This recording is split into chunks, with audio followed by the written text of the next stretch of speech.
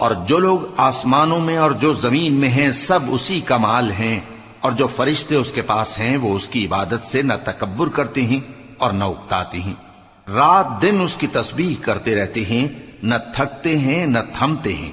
بھلا لوگوں نے جو زمین کی چیزوں سے بعض کو معبود بنا لیا ہے، تو کیا وہ ان کو مرنے کے بعد اٹھا کھڑا کریں گے؟ اگر آسمان اور زمین میں اللہ کے سوا اور معبود ہوتے تو زمین و آسمان درہم برہم ہو جاتے۔ جو باتیں یہ لوگ بناتے ہیں تو اللہ جو مالک عرش ہے ان باتوں سے پاک ہے۔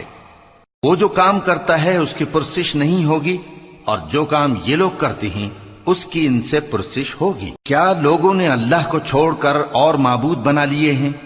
کہہ دو کہ اس بات پر اپنی دلیل پیش کرو، یہ میری اور میرے ساتھ والوں کی کتاب بھی ہے، اور جو مجھ سے پہلے پیغمبر ہوئے ہیں ان کی کتابیں بھی ہیں، بلکہ بات یہ ہے